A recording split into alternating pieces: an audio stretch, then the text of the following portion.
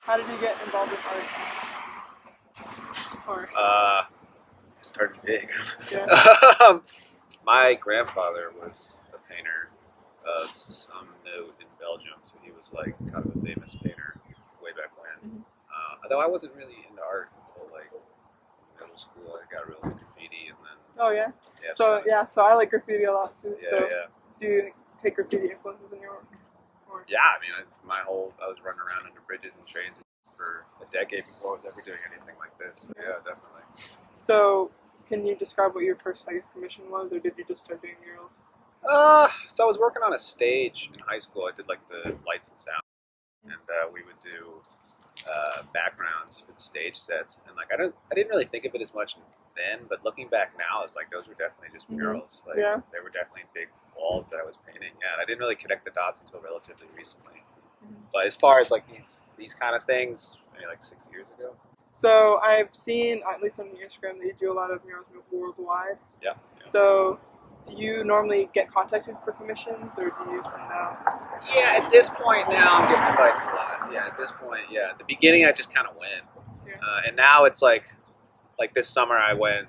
I had a show in Denmark, and at the end of August, and I was just like, just fly me out in June and fly me home in August from Denmark, and like I'll fill in the blanks. And then once I'm there, people will be like, oh well, he's in Europe. It'll be like $100 to get him a flight as opposed to like $1,000 from the States. So then I just kind of bounce around, or I'll stay with a friend if there's a blank space who also paints. Then we go do something, and it's much more of a culture over there. So do you like to collaborate a lot with other artists, or? Yeah, recently Mhm. I like to spend time with it, whether or not we're collaborating. You know, like yes, I do enjoy painting with other people, and I've been trying to push myself out of that more. But I'm definitely like super controlling and stuff. So like it's like training myself to be like, just let it go. But I'm enjoying it. So yeah. So I saw also you did updates on your Waynesboro mural. That was a big piece. Yeah. How did you like working at that scale? Like, Oh, it's I love crazy. that Yeah. one big. Yeah, I mean, it's just those don't come along every day. Mhm. And even if you can get the wall, it's like the cost to do that is crazy. The lift we needed that would reach the full wall for 1 week would have been $18,000. Wow. And that's not even paint. Uh-huh. So we got a lift that was too small, and I had to do half the pole. Yeah, I saw. Yeah, and that was like my shoulders stuck up from that. Can I swear? I mean, it's a little too late now. It's okay.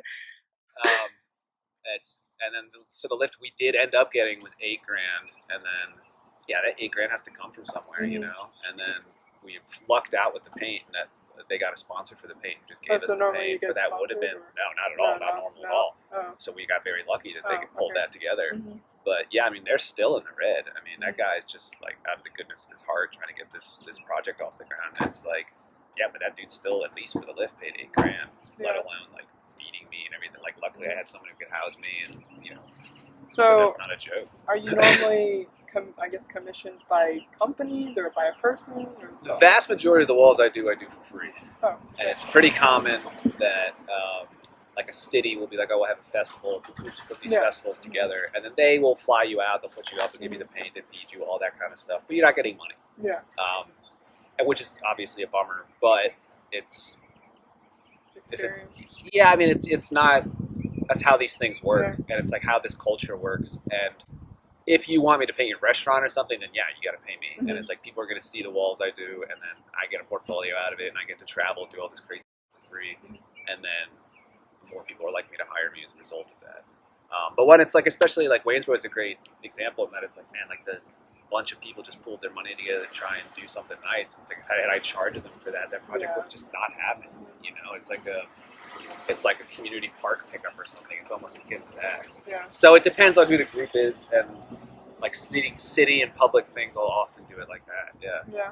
So is there a reason you chose RVA, or did you just grow up here? I grew up in Nova, which don't hold it against me, and then came to VCU like a decade ago, and just never left. Yeah. So I know you like to post about Amsterdam a lot. Yeah. Yeah. So did you travel with them? I go to Amsterdam a ton. I'm in Amsterdam. I know Amsterdam like I know Richmond. Like I know Amsterdam super well. I have a Belgian passport, and I'm like a Belgian citizen. I grew up speaking Dutch, so be able. There's only so many places in the world you can go that speak Yeah, Dutch, yeah. you know. So I have that kind of added benefit. But it's just a city that it's just simpatico. You know? It's very much me and Amsterdam are very much like a good fit.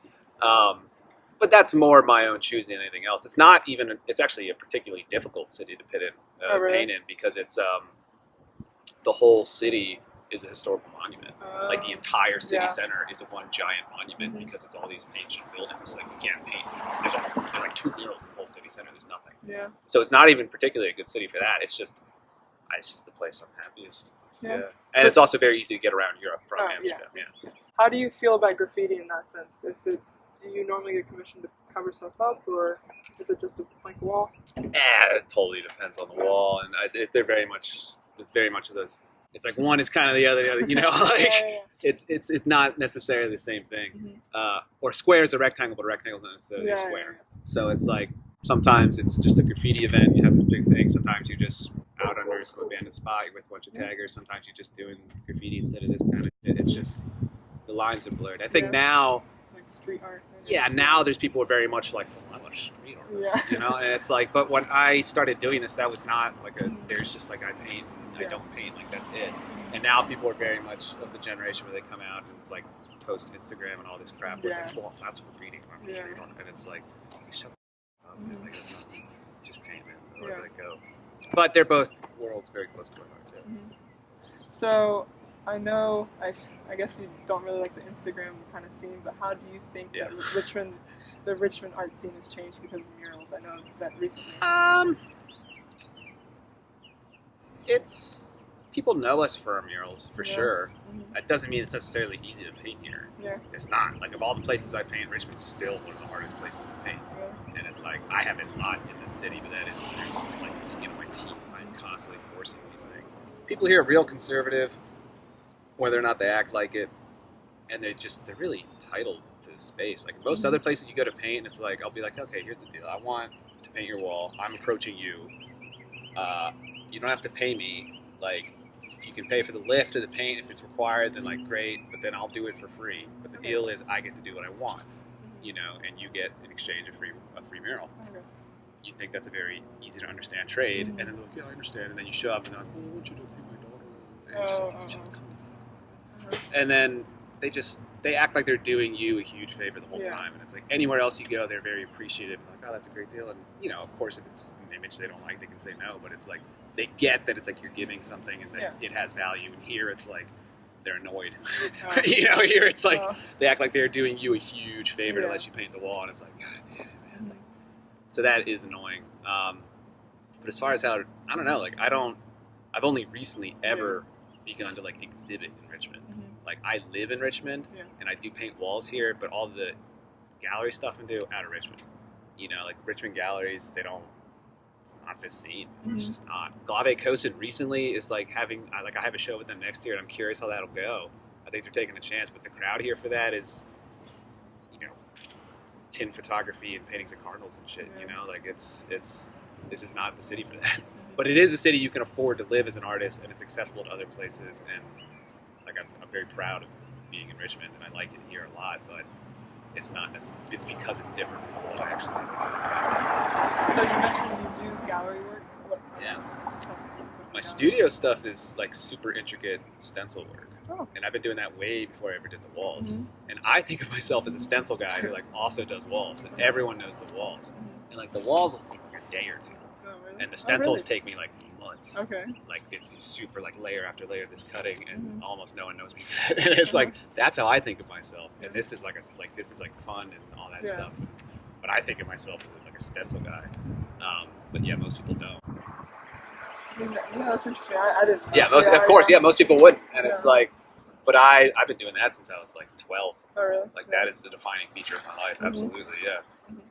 And so, I know you said the murals are kind of a one-day thing, but do you normally draw inspiration from people around you, or who do you choose to? Like recently with friends, it's just like they're just bodies to fill a role, you know. Like, and people really want to be like, who is it? And it's like, man, it just doesn't matter who it is. And I think people are very much like they see a wall of a person, and historically, it's always been like that's a wall of Martin Luther King or something. Like it's a person because they think of it like a statue. Yeah. It has to be about a thing for a person, and it's just not. Like they're the metaphor I've landed on recently is like you're at a fashion show, and instead of asking about the dress, you're asking about the model. And it's like, yeah, it just doesn't matter who they are, man. Like, they're a vehicle for the rest of it. Like, they're just people that are willing to do things for me.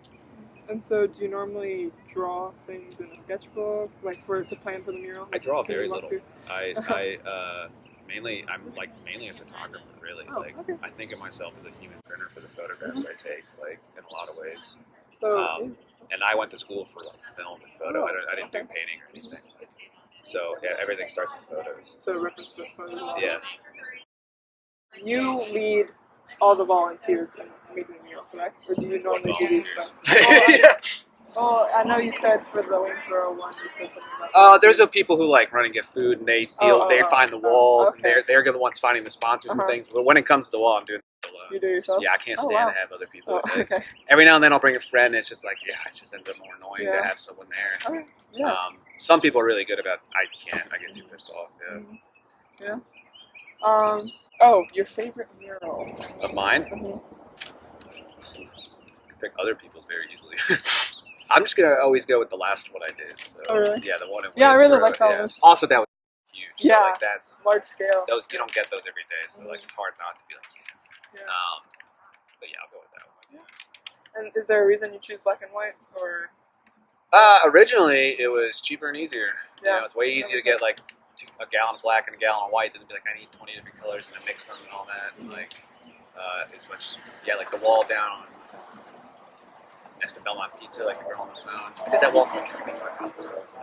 Really? Because it was like a gallon of black, a gallon of white, and like a can of gold or two, right? And it was like, you could not do that if it was not black and white. It was hard.